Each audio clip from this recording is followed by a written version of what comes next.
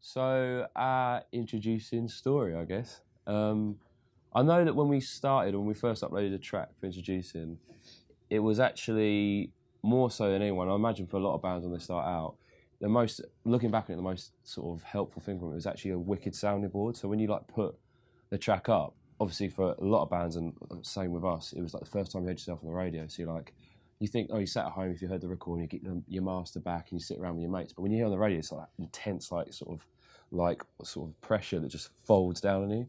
But that was always a good point to have, and kind of a real making or breaking of how well you thought your music stood up.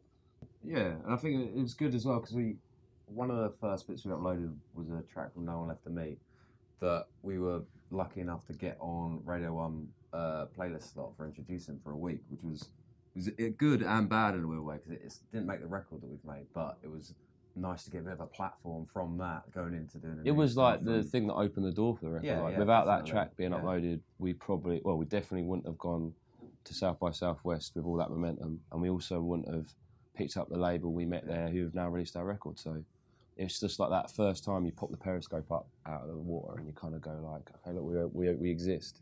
Do you know what I mean? So our first record is going to be out. It is out, in fact, as I'm speaking to you. Last night, heavy night. I spent a year saying it's going to be out, and it is. It is out, yeah. It was out yesterday.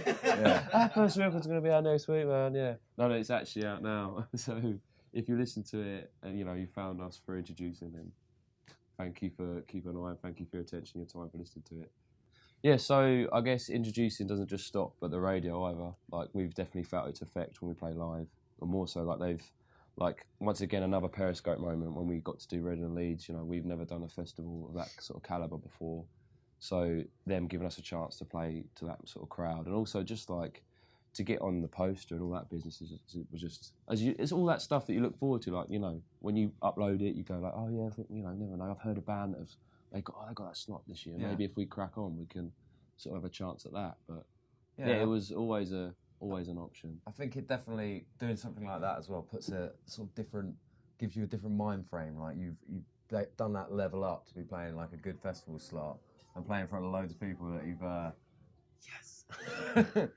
So, and it just kind of puts in a different mind frame. Like, we can be on those slots and we can do that. I tell you, introducing, they don't just stop regular out everywhere. Yeah. I mean, when we went to South by Southwest the first time, I was saying to Harrison earlier, like, we popped into like the embassy introducing stage and I was always like nodding around. You'd be surprised how many people you get to meet, and everyone's really friendly. Like, well done for getting to another country. When we come to do another record, it'll be the same process again. I think that's one thing we probably learned, is that you send it to the initial people, your people who are like closest, logistically, and also like sort of the people you speak to most regards radio, which is our local radio thing, like Abbie and Harrison and that. So we'll be sending our tracks for the next record in and see what they think and have a chat, and then initiation. Initiation. Like I said, it's the sounding board. It'll be a sounding board again. It'll be like that first thing where you go like, okay, so that's what that sounds on the radio. Let's just scrap the record. It will be like that. Yeah.